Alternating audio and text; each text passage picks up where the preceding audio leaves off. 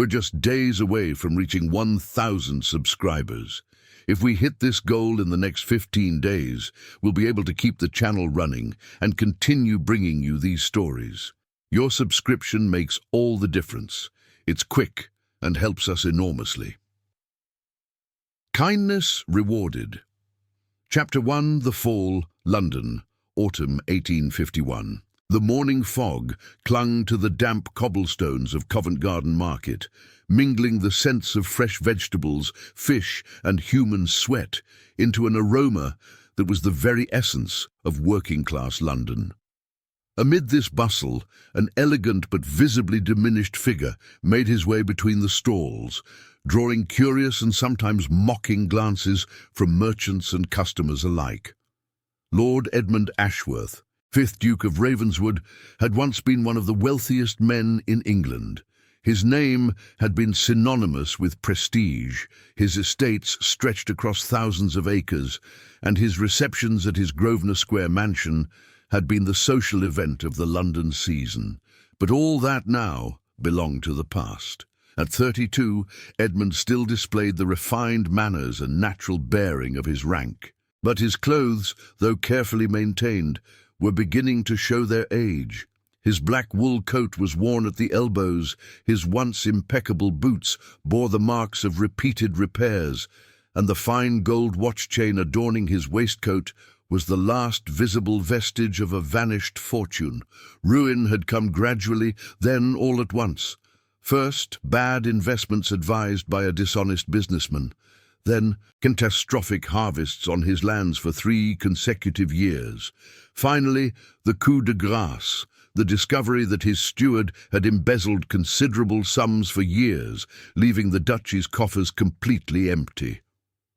In the space of 6 months, Edmund had gone from opulence to poverty. His servants had been dismissed for lack of payment, his London mansion was mortgaged to the last brick, and his ancestral estates had been seized by creditors. All that remained was a small furnished apartment in a respectable but modest neighbourhood, and a few shillings in his pocket to survive until he could find a solution to his desperate situation. That morning, Edmund was heading to the market, hoping to find cheap vegetables for his meagre daily meal. The irony of the situation was not lost on him. He, who had once employed an army of cooks and servants, was now reduced to bargaining over a few pence for potatoes. "Edmund!" a familiar voice made him start. "Good God, Edmund Ashworth! Is it really you?" He turned to see Lord Pemberton approaching, accompanied by his wife and daughter, all three obviously en route to the elegant shops of Bond Street. Pemberton had been a close friend once, a regular guest at his soirees, a hunting companion on his Yorkshire estates. "Pemberton," said Edmund with a slight bow, maintaining what dignity remained to him. "Lady Pemberton, Miss Pemberton." "What the devil are you doing here?" asked Pemberton, casting a puzzled glance at the vegetable stalls surrounding them. "I mean, in this area?" Edmund felt Lady Pemberton and her daughter's cheeks redden with embarrassment. They had obviously heard about his ruin and didn't know how to react to this unexpected encounter. "I'm taking care of some business," Edmund replied with as much dignity as he could muster. "Ah," said Pemberton, "uncomfortable." "Of course. Well, we don't want to delay you." And without further ceremony, the Pemberton family hurried away, leaving Edmund alone with the bitter taste of social humiliation. This was how his former friends treated him now, as an embarrassment to avoid, an uncomfortable reminder that fortune could evaporate overnight. Edmund continued his progress through the market, stopping at a vegetable stall run by a corpulent man with a ruddy face, who looked at him with suspicion. "What do you want, aristocrat?" growled the merchant. "Looking for your friends. They're all at the other end of town, in their fancy shops." "I would like to buy some potatoes," said Edmund calmly. The merchant burst out laughing. "Buy? With what? I heard you don't have a penny to your name, your lordship." The words echoed in the morning air, drawing the attention of passers-by. Edmund felt all eyes turned toward him, some amused, others contemptuous. News of his ruin had obviously made the rounds of London, including among the working classes who found perverse satisfaction in seeing a nobleman fall from his pedestal. "I have money to pay for my purchases," said Edmund firmly, pulling a few coins from his pocket. "Oh, look at that," mocked a woman near the neighbouring stall. "The great Duke counting his little coins like the rest of us." Laughter erupted around him, but Edmund kept his head high and bought his potatoes without flinching. He was gathering his meagre provisions when a piercing cry caught his attention. About 20 yards away, near a fruit stall, a heartbreaking scene was unfolding. An old woman, probably in her 70s, was kneeling on the wet cobblestones, desperately trying to gather apples scattered around her. Her overturned basket lay beside her, and the fruits were rolling in all directions, some already crushed by the feet of indifferent passers-by. "My apples!" she moaned. "Oh, my poor apples!" The fruit merchant, a thin man with a sullen expression, stood over her angrily. "Filthy old witch," he bellowed. "Look what you've done. You've knocked over my entire stall." "I'm sorry, sir," the old woman wept. "My cane slipped, I didn't mean to." "Sorry? My apples are ruined. Who's going to pay me for this?" Edmund watched the scene with growing unease. The old woman was clearly destitute. Her clothes were patched, her shoes full of holes, and she seemed to have only a few pence to buy food. The merchant, on the other hand, appeared prosperous and well-fed, and his stall overflowed with fruits of all kinds. "Please, sir," the woman begged, "I only have 3 pence. Take it all, but don't chase me away." 3 pence? For the damage you've caused? You're mocking me." A crowd had gathered around the scene, but no one intervened. On the contrary, some seemed to take pleasure in the spectacle of this old woman being humiliated. "She should stay home instead of bothering honest merchants," said a lady to her husband. "These old beggars are a plague," added another passer-by. "They should go to the workhouse instead of cluttering up the markets." Edmund felt something rebel within him. He himself had just been humiliated, mocked for his social fall, treated with contempt by those who once flattered him. But seeing this poor old woman suffer the same treatment, she who had committed no crime other than being old and poor, awakened in him an indignation he could not ignore. Without thinking further, Edmund pushed through the crowd and knelt beside the old woman to help her gather her apples. "Allow me to help you, madam," he said gently, ignoring the surprised looks and murmurs rising around them. The old woman raised to him faded blue eyes, bright with tears and gratitude. "Oh, sir," she whispered, "you are too kind, but you'll dirty your fine clothes." "My clothes will survive," Edmund replied with a reassuring smile, continuing to gather the scattered fruits. "Well, I'll be," sneered the merchant. "Look at that! The fallen Duke helping beggars! How touching!" Edmund stood slowly, the recovered apples in his hands, and fixed the merchant with an authority that had lost none of its strength despite his situation. "How much for the damaged apples?" he asked calmly. 2 shillings, said the merchant with a greedy smile, thinking the ex-duke would never have such a sum. Without hesitation, Edmund pulled from his pocket his last coins, exactly 2 shillings and a few pence that were meant to last him several days, and handed them to the merchant. "There," he said, "this lady has done nothing wrong, and kindness deserves to be respected, not punished." The merchant took the money with surprise, while the crowd murmured with astonishment. Edmund helped the old woman to her feet, filled her basket with the recovered apples, and offered her his arm to escort her away from the hostile crowd. "Thank you, my good sir," she said in a voice trembling with emotion. "May God bless you for your kindness."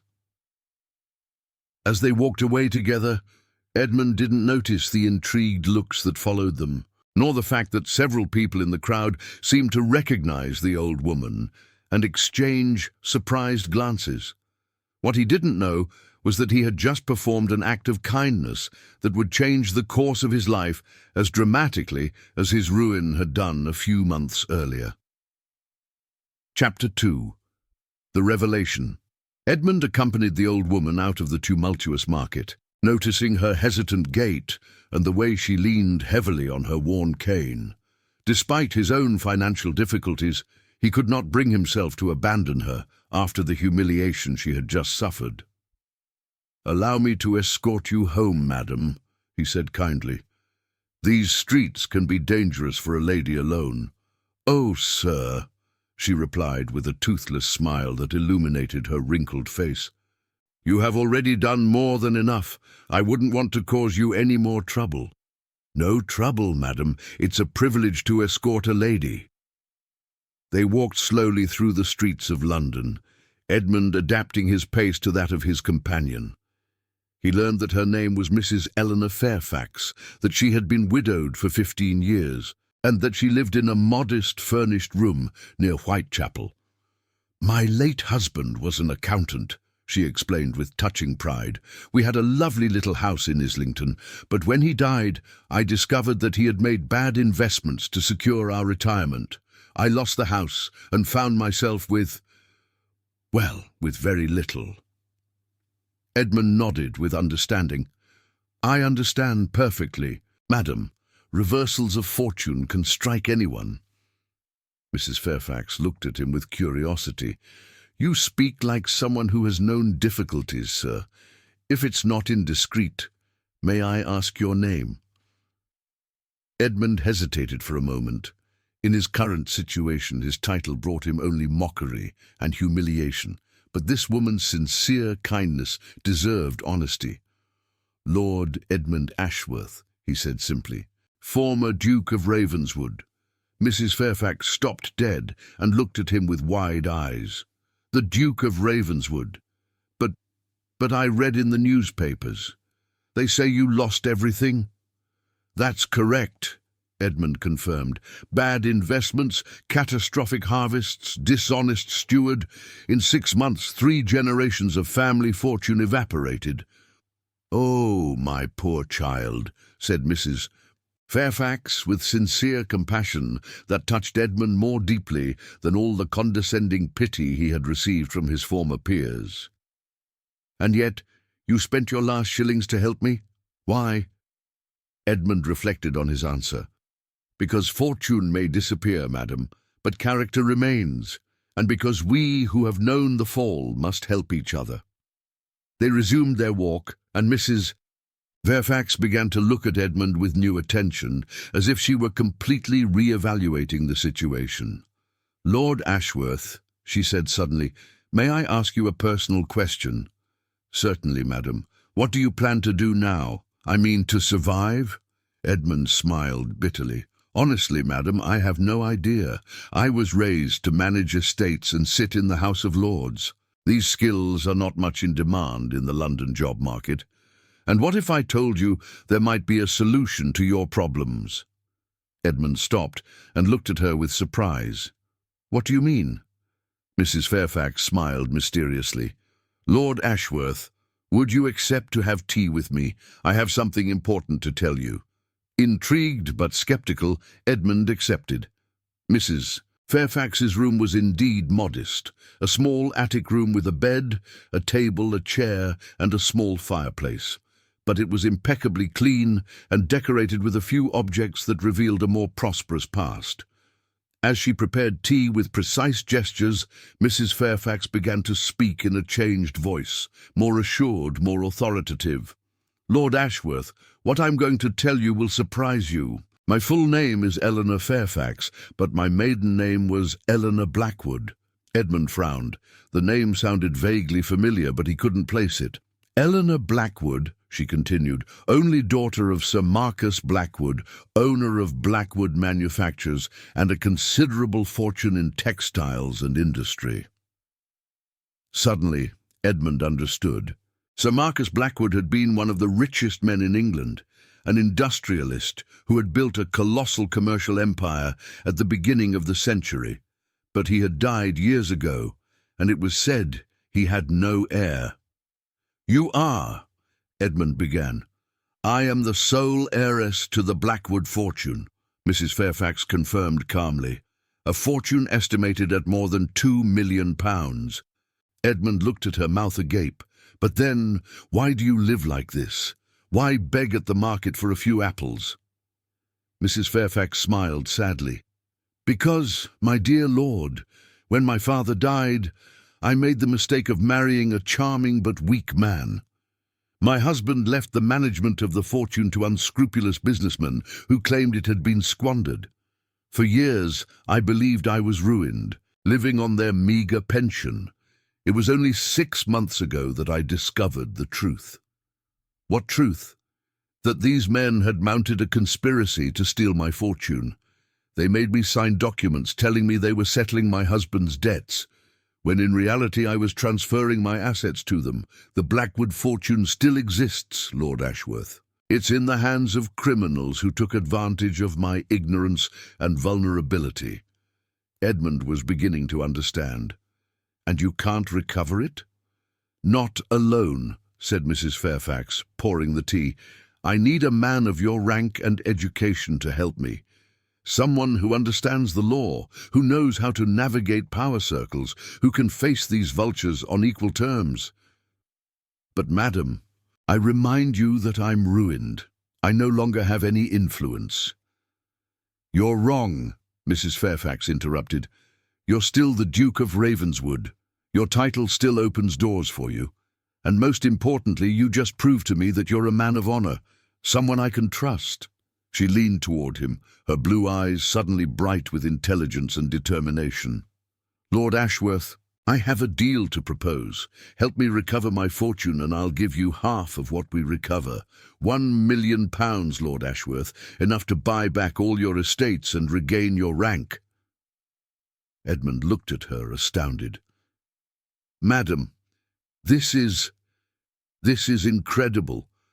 But why would you do this? Why trust me? Because, said Mrs. Fairfax with a smile, an hour ago, when everyone was mocking me and no one wanted to help me, you spent your last coins to come to my aid.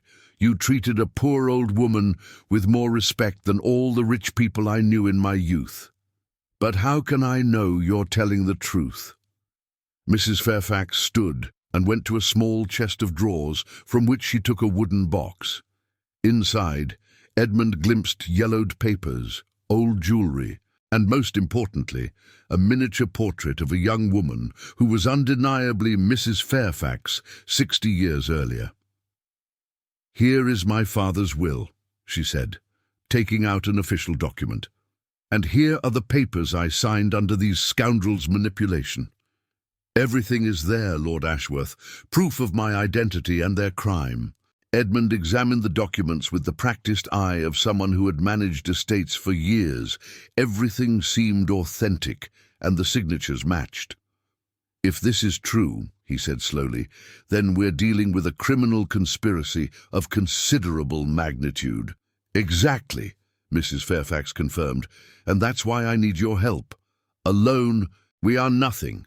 An old woman without resources and a ruined duke, but together we could be formidable. Edmund was thinking intensely. The offer was incredible, almost too good to be true, but the evidence seemed authentic, and he had nothing to lose. Mrs. Fairfax, he said finally, if you're telling the truth, then these men have committed a monstrous crime, and not just against you. They've stolen a patrimony that could serve to help thousands of people. Then you accept? Edmund extended his hand toward Mrs. Fairfax. I accept, but not just for the money, because justice must be done. As they shook hands in the small attic room, neither could imagine that their alliance would not only restore their respective fortunes, but also trigger one of the greatest financial scandals of the Victorian era. Edmund's act of kindness at the market was about to bear fruit beyond his wildest dreams. Chapter 3. The Battle. The weeks that followed were a whirlwind of intense activity for Edmund and Mrs. Fairfax. Installed in a small office rented near Lincoln's Inn, they worked tirelessly to gather the evidence necessary for their legal battle against the men who had stolen the Blackwood fortune. Edmund quickly discovered that Mrs. Fairfax had largely underestimated the complexity of the case. The documents revealed a sophisticated network of fraudulent transactions, shell companies, and complicity that extended well beyond London. At the center of this web were three men: Cornelius Blackthorne, a crooked lawyer who had initially handled the late Mr. Fairfax's affairs; Reginald Ashworth, no relation to Edmund, an unscrupulous banker; and Lord Pembroke, an apparently respectable nobleman who served as an aristocratic front for their operations. "Look at this," said Edmund one morning, showing Mrs. Fairfax a particularly damning document. "In 1836, immediately after your husband's death, they created the Fairfax Trust Company, supposedly to manage your interests. But look at the signatures on the incorporation deed." Mrs. Fairfax examined the paper carefully. "These aren't our signatures," she said with certainty, "neither my husband's nor mine. They're skillfully imitated, but they're forgeries." "Exactly, and this shell company then bought all your assets for a fraction of their real value, immediately reselling them at normal prices and pocketing the difference. These men stole my father's fortune under the pretext of helping me," said Mrs. Fairfax with cold anger. "They took advantage of my grief and ignorance of business." Edmund nodded grimly. "The most revolting thing is that they then granted you a small pension, like an act of charity, when they were giving you back your own stolen funds." Their first attempt to expose this fraud hit a wall of skepticism and hostility. The most respectable lawyers refused to take their case, either from fear of the implications or because they had been bought by the conspirators. Newspapers ignored their attempts to make the case public. "You must understand," explained Sir Charles Whitmore, one of the few honest lawyers they had consulted, "that you're accusing very powerful and very rich men. Blackthorne is one of London's most influential lawyers. Ashworth controls several important banks, and Lord Pembroke sits in the House of Lords. Without absolutely irrefutable proof." "But we have the proof," protested Edmund. "You have documents that could be authentic," Sir Charles corrected, "but they'll deny everything, claim you fabricated false papers, smear your reputation. Lord Edmund, forgive me for being direct, but your recent financial ruin doesn't work in your favour. They'll say you're attempting desperate blackmail." It was then that Edmund had an inspiration. "Sir Charles, what if we beat them at their own game?" "What do you mean?" "They ignore us because they think we're powerless, but I still have a few cards to play." Edmund's plan was audacious and risky. Using his last connections in the aristocracy and his intimate knowledge of London power circles, he organized a reception in the salons of the Reform Club, pretending to celebrate his new business prospects. The invitation, written on ducal letterhead he had preserved, intrigued enough to attract about 50 influential personalities, including, and this was crucial, Lord Pembroke himself. "Are you sure this will work?" asked Mrs. Fairfax on the evening of the reception. She was unrecognizable in a black silk dress that Edmund had insisted on buying, her grey hair carefully arranged and adorned with ancient jewellery she had kept. "No," admitted Edmund, adjusting his cravat, "but it's our only chance. Remember, you are Eleanor Blackwood, daughter of Sir Marcus. Be the aristocratic lady you were raised to be." The reception began normally, guests circulating politely in the club's hushed salons. Edmund noted with satisfaction that Lord Pembroke was present, accompanied by Cornelius Blackthorne and Reginald Ashworth. The three men displayed relaxed confidence, obviously amused to see the ruined Duke trying to save face.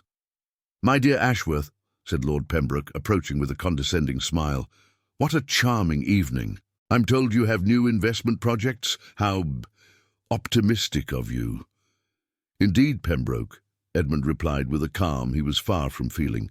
"In fact, allow me to introduce you to my associate in this enterprise, Mrs. Eleanor Fairfax." Mrs. Fairfax stepped forward with all the grace of her aristocratic education. The effect on the three men was immediate and dramatic. Blackthorne turned livid. Ashworth dropped his champagne glass, and Lord Pembroke stepped back as if he had seen a ghost. "Mrs. Fairfax," stammered Blackthorne, "but you. We thought you—" "That I was dead?" asked Mrs. Fairfax with an icy smile. "How curious. Why would you have thought that, Mr. Blackthorne?" The conversation around them had gradually fallen silent, other guests sensing the tension emanating from the small group. "Gentlemen," continued Edmund loudly, ensuring the entire salon could hear him, "allow me to present Mrs. Eleanor Fairfax, née Blackwood, sole heiress to the fortune of Sir Marcus Blackwood." A murmur of surprise ran through the assembly. The Blackwood name was legendary in London business circles. "Lord Ashworth," said Lord Pembroke in a strangled voice, "I fear there's been a mistake. Mrs. Fairfax that is, the Blackwood fortune has been—" "Has been what exactly?" asked Edmund innocently. "Squandered, lost, or perhaps stolen?" "How dare you!" exploded Reginald Ashworth. "These accusations are scandalous. We manage Mrs. Fairfax's affairs with the greatest care." "Really? Mrs. Fairfax pulled a bundle of documents from her reticule. "Then perhaps you could explain these signatures you claim to be mine." She brandished the forged documents under Blackthorne's nose, who stepped back even further. "I'll sue you for libel," threatened the latter. "Excellent idea," said Edmund with a smile. "That will give us the opportunity to examine all your account books before a tribunal, publicly." The silence that followed was deafening. All the guests were now openly watching the scene, understanding they were witnessing something extraordinary. Sir William Hartington, one of the Reform Club's most respected members and a retired judge, stepped toward the group. "Lord Ashworth," he said gravely, "are these accusations serious?" "Completely serious, Sir William. Mrs. Fairfax and I have discovered what appears to be one of the greatest financial frauds of our era." "This is ridiculous," protested Lord Pembroke, but his voice lacked conviction. "In that case," said Sir William calmly, "you'll have no objection to this matter being examined by the proper authorities." It was at that moment that Cornelius Blackthorne made the fatal error. Panicked, he tried to seize the documents Mrs. Fairfax was holding. "Give me those!" he cried. "These papers have no legal value." But Mrs. Fairfax held firm, and in the struggle that ensued, other documents escaped from Blackthorne's briefcase, documents that detailed their fraudulent operations and secret accounts. "My dear friends," said Edmund, calmly picking up the scattered papers, "I believe we've just had the confession we were looking for." The three conspirators fled the club in confusion, but it was too late. The matter was now public, with London's most respectable witnesses as spectators. In the days that followed, the scandal exploded in all its magnitude. Newspapers seized upon the story of the stolen fortune, and an official investigation was opened. Mrs. Fairfax not only recovered her complete fortune, but also considerable damages. True to her promise, she shared her recovered fortune with Edmund, allowing him to buy back all his estates and restore his position. But more importantly, their friendship born in adversity became one of the most influential philanthropic partnerships of the Victorian era. Edmund's act of kindness toward an old woman mocked at the market had not only saved his own fortune, but also brought justice to one of the greatest financial injustices of his time. Chapter 4. Redemption. 6 months after the scandal that had shaken London, Edmund Ashworth stood in the restored library of Ravenswood Manor, contemplating through the window the gardens that teams of gardeners were busy restoring to their former state. The family estate, bought back thanks to Mrs. Fairfax's generosity, was slowly regaining its former splendor. "Your Grace?" His new butler, Henderson, appeared in the doorway with the respect due to the master of the house. "Mrs. Fairfax has arrived for your weekly meeting. Show her in, Henderson, and serve us tea in the blue salon." Mrs. Eleanor Fairfax entered a few moments later, but the woman who entered the room bore no resemblance to the trembling old woman from Covent Garden Market. Dressed in a perfectly cut plum silk gown, her silver hair elegantly styled, she radiated the dignity and natural authority of someone who had regained her place in the world. "Eleanor," said Edmund, rising to greet her, "you look magnificent. How are you feeling in your new home?" "Wonderfully well, Edmund," she replied with a warm smile. "Finding my childhood home after so many years. It's as if a circle were finally closing."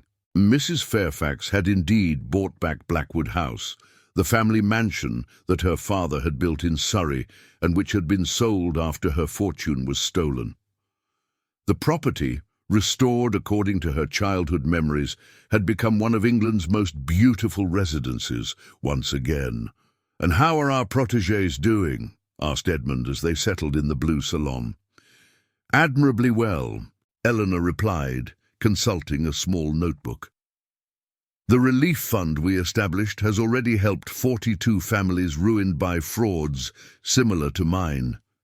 The school we finance in Whitechapel now educates more than 200 children from poor neighbourhoods." Their philanthropic association had become one of London's most respected charitable works. Edmund and Eleanor had decided to use their recovered fortunes, not only to restore their positions, but also to help those who, like them, had been victims of injustice and greed. "I received a particularly touching letter this morning," continued Eleanor. "It's from Mrs. Matthews, that widow we helped last month. Her husband had been swindled by fake investors, and she found herself without resources, with 3 children. Thanks to our help, she was able to open a small sewing shop that's now thriving." "That's exactly why we do this work," said Edmund with satisfaction, "to give those who fall the chance to get back up." "Speaking of getting back up," said Eleanor with a mischievous smile, "I understand you've had some interesting visitors recently." Edmund blushed slightly. "If you're referring to Miss Catherine Whitmore, yes, she has come to take tea with me several times." "Sir Charles's daughter, your lawyer. Edmund, that's wonderful. She's charming and intelligent." "She is indeed," admitted Edmund. "And unlike the young women who courted me in my first fortune, Catherine is genuinely interested in our charitable works. She even proposed organizing a charity ball to raise funds." "You love her," said Eleanor, with amused certainty. "I believe I do," confessed Edmund, "but I still hesitate. After all I've been through, I sometimes have trouble trusting my own feelings."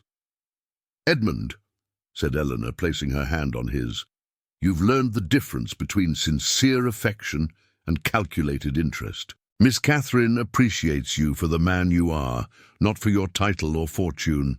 "How can you be so sure?" "Because she met you when you were organizing food distribution in poor neighborhoods, and the first thing she asked you wasn't your name, but how she could help you." Edmund smiled, remembering that meeting. Catherine Whitmore, 24 years old, had indeed approached the Duke of Ravenswood not as an interesting match, but as a potential collaborator in her own charitable works. "Speaking of happy news," said Edmund, "I received a letter from the Attorney General this morning. The trial of Blackthorne and his accomplices has finally taken place." "And?" asked Eleanor impatiently. 15 years in prison for Blackthorne, 10 for Ashworth, and Lord Pembroke has been stripped of his title and his assets confiscated. Justice has been done, Eleanor." "Thanks to your courage," said Eleanor with emotion. "If you hadn't helped me that day at the market—" "And if you hadn't trusted me despite my situation," replied Edmund, "we would both still be in misery."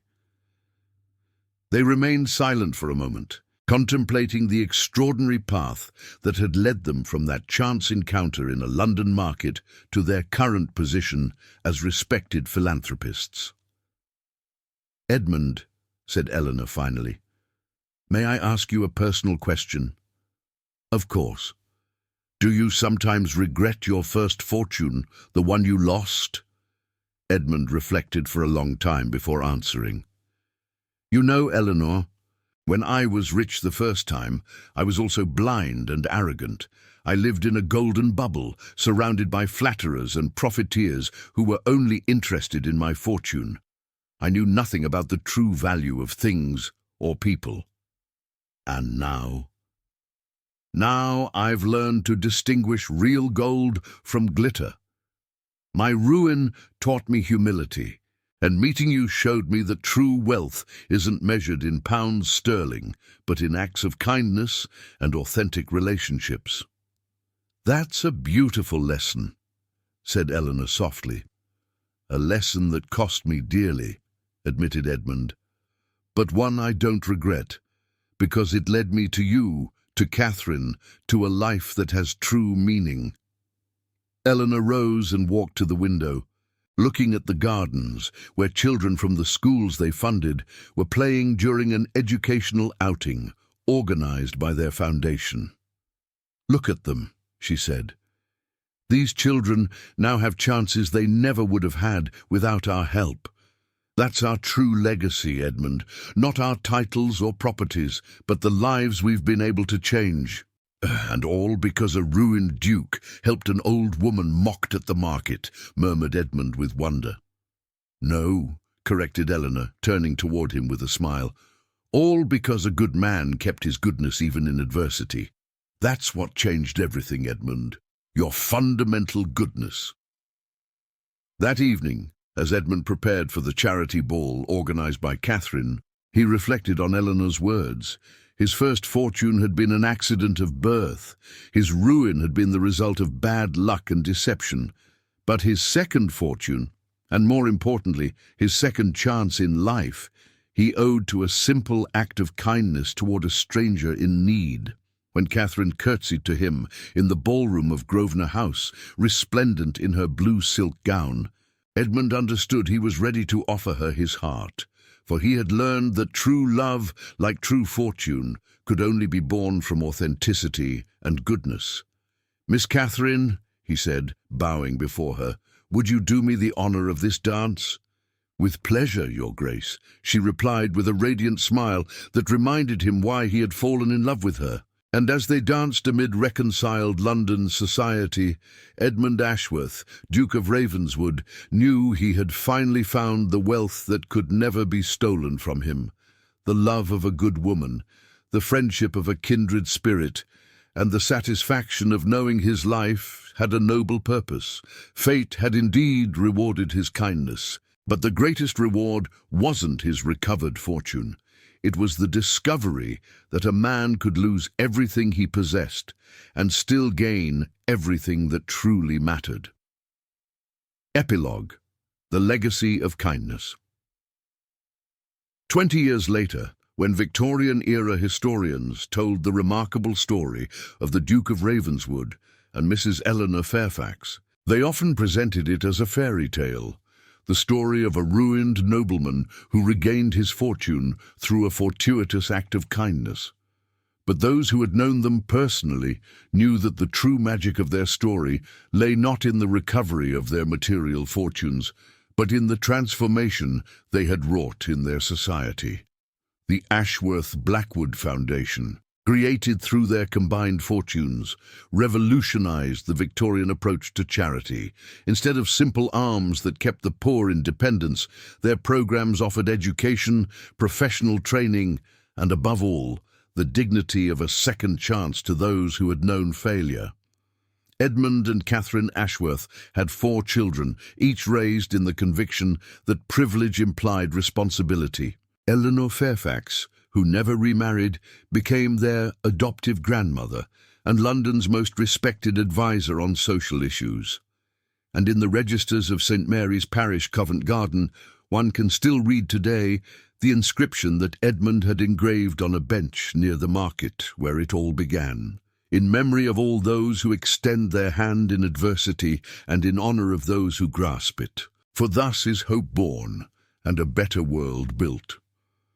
The story of the ruined duke and the mocked old woman became one of Victorian England's most famous tales, proving that a single gesture of kindness could change not only individual lives, but the very soul of a society.